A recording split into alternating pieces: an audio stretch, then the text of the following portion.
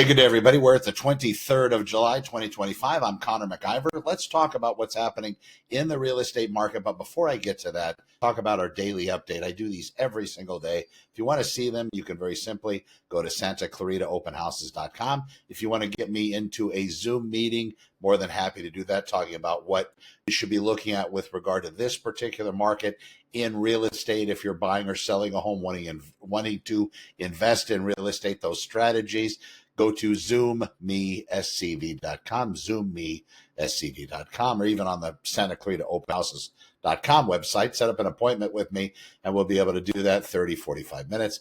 We'll listen to you. That's first and foremost what you want to do. And then we'll pull it apart and find the best strategies for you to accomplish whatever your real estate desires happen to be.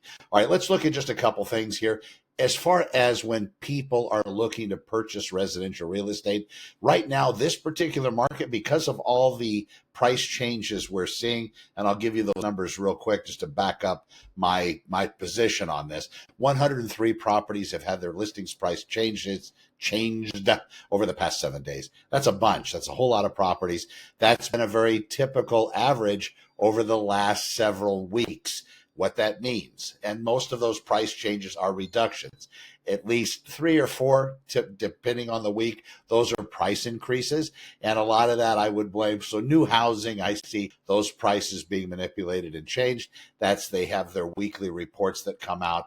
They look at where the numbers are. If properties happen to be selling at a particular rate, then they'll readjust those prices, hence price increases in some cases. And then the reductions in prices typically happen, depending on strategy, 7, 14, 21, 30 days later. Usually it's the 30-day mark. If there's not much activity on a property, sellers are usually going to adjust that 30-day price point or the 30-day time on market time frame.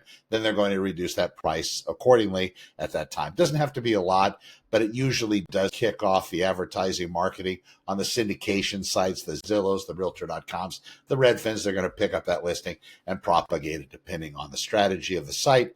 They're all built around trying to get you to give up who you are, just so you know. So they're going to tease you with different properties, of course, but ultimately you should be able to search for properties without giving up any personal information, including getting further information about them without having to give up who you are, at least to a point. But make sure if you're going to do that, if you're going to, give up your personal information, it's worth some money. I would give it to somebody local. I wouldn't give it to a syndication site. They're going to end up giving it to 7 to 10 different agents that are paying money to be members of that platform. All right, I'm off my soapbox on that. Price changes. Here's the deal with the buyers out there. You want to look at properties that have been on the market a little while. Even at the beginning, you want to find out where their true value is. It's not hard to do. Your agent should be able to do that research. And let's say you're qualified. Let's say your comfort point, not qualification, your comfort point on a residence, because usually qualification is a lot higher than most people's comfort zone when it comes to buying real estate. You might be qualified to $1 million. You might be able to go out, you and your significant other, or you and yourself, or you and whomever may be able to afford or qualify for $1 million in real estate. That's that type of property. You can buy $1 million, but you look at all those numbers, pull those apart. Maybe that's too much money for you. So back it off. Let's say 900. Then if you're looking at 900, you want to have your agent look at properties that are just a little bit above that price range. Not in every market, but this particular market, because of the price changes and the price reductions out there in the market, that's a strategy. You might be able to go in a little bit early, secure something with a lot less competition because you offer the correct amount. If there's a property out there at $950,000, for example, and you start looking at the comps, you have your agent do that research, and they come back and say, well, the true value of this thing is much closer to $900,000 or $890,000. This is why. And if there's good, substantial data based on apples to apples comparison with properties that have sold very recently, same neighborhood, same area, same development, in fact, same tract, Santa Clarita, most of it's organized by tracts, same tract, you're striking gold there. And especially if subject property is the same in the way of upgrades, renovations, the interior components, the hard stuff that people put in, upgrading kitchens, bathrooms, if that's the same as those past solds, or maybe even in worse shape, then your offering strategy makes a lot of sense. I would come in lower. I would come in because this market is very level, maybe increasing a very slight degree, but incredibly level right now. We haven't started to see the sales prices bit into by the inventory because, frankly, inventory, even at 800 units, I think what was today? 787, 800 yesterday, 787 active units for sale. And out of those 16, this particular market is indicating that sellers are still wanting a little bit more than their properties are typically worth.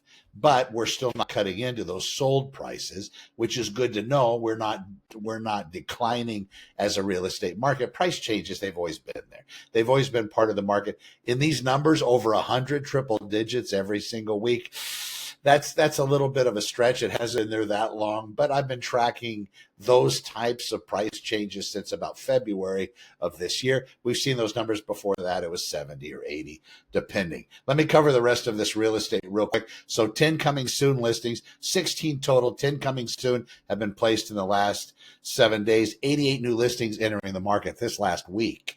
We have 103 price changes, 20 properties have fallen out of escrow. That number's lower than typical. It goes to show that the buyers that are out there are really staying put with the properties they make offers on, which is good, especially if you have a unicorn property, something that has a lot of rare attributes and you were lucky enough to get something like that.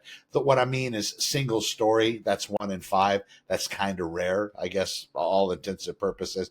If you want a single story, if you need it, it's important for you. Cul-de-sac, people love cul-de-sacs in some cases. Also, not having any rear neighbors, that's a big deal. RV parking, another kind of unicorn. To have a swimming pool and a yard space, another unicorn. People like that. So those types of things, you lock those in, typically you're not going to be going anywhere. But if that's what you happen to be looking for. All right. So back on market properties, 20 active under market properties, 43. These properties that have gone into escrow, big number. 48 properties have switched over to pending status, deeper into escrow. 61 properties closed this week, about average. 7 expired, 7 canceled, 22 put on hold, 5 withdrawn. Put on hold 22. What's going on there? Usually the hold status is if the sellers have an issue, unable to show the property. Maybe something happened, maybe somebody got sick. These are valid reasons as to put a property on hold.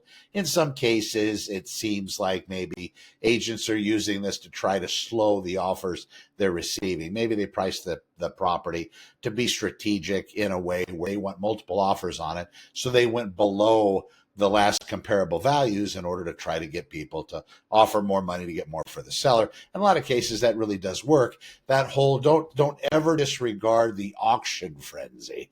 People will spend $300 on a slimline phone sold at a Secret Service auction. I've seen this happen. It blows my mind.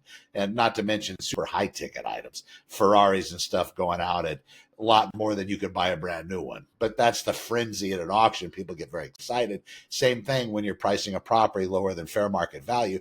Depending on the market, depending on the location, and depending on the rarity of that particular unit, that residential piece of real estate, you could really have, like I talked about the unicorn, you could have that unicorn property as an agent go have a strategy to go under market, and then all of a sudden you have an inbox full of offers. So you're sitting on 12 offers. At that point, some of the agents will incorrectly use a hold status just to say, whoa, slow down. That shouldn't stop people, though. If you have a buyer's agent working for you, because a property's put on hold, you've seen it, and it goes hold, and you're like, oh my God, we wanted to make an offer today. Sorry, I had to talk with my lender. They just weren't available last night because they were enjoying time with their family, which may make you rethink that process. But I guess everybody has time for family. Anyway, we'll talk about that one later. So then you couldn't get your offer in, so they put the thing on hold. Don't let that stop you. Still have your agent submit the offer. You have to do that, even if the property's put on hold, and be part of that.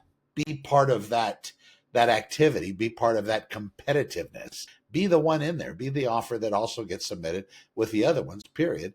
They have an obligation unless your offer is frivolous, and it's such a low point where they've already had a discussion and gotten in writing from their seller that they're not going to accept offers below a certain amount. your offer will be submitted just as well, and then you'll be in the competition. Now, if the sellers, in this particular case in point, if they want to just choose somebody, they can do that. They don't have to counter everyone. They can just grab one and take it, or they can just counter one, or they can counter three, or they can counter six, and all the counters don't have to be the same. This one counter could say this one counter could say this. So there's a lot of different variables at play here, but what shouldn't be known is where those offers happen to be. That would kind of ruin the fairness of it. And I do know a lot of agents out there play a very solid game when it comes to that. People call it, oh, so where do we have to be to get the property? How's it? That kind of craps on everybody in the process when agents reveal that. And I'll tell you this, I know a lot of agents, at least the local out here in Santa Clarita, a lot of them aren't playing that game, which is a blessing. That's where that hiring that right agent really comes in, because then they're true to not only the seller, but to all the buyers out there. And believe it or not, they're going to still get the highest offer possible. Dialing it up another $100 or $200 could equate to that buyer changing their mind later because they thought they paid too much, because now they draw the conclusion, well, my agent said that the seller's agent told them that the highest offer they had was X amount of dollars. I bet you they were just screwing with us. Honey, I think we're going to pull out of this. I don't want to be an escrow anymore. I want to find something else. I think we overpaid. And then, of course, that snowball starts rolling downhill and picks up everybody in its path. All right, so there's where the market is. This is Wednesday. This is hump day here in Santa Clarita Valley. It's about 8:12 a.m. when I recorded this. Check out SantaClaritaOpenHouses.com. When you're ready to get on a Zoom meeting with me, I would love that. We'll sit down. Well, you can stand. We'll talk on computer. You don't have to be on video. I don't care. But we will do this over Zoom, and I'll explain to you after I hear your strategy where it's right, maybe where it's wrong, where it can be improved, and we'll work on the proper placement where your mindset needs to be to approach buying or selling real estate here in Santa Clarita. Elsewhere, I have a massive referral source for agents all across the country, so it works out wherever you're looking. I'm sure I can be ever present. I'll talk to you soon. I am Connor with Honor. We will see you in the next one. Thanks for watching.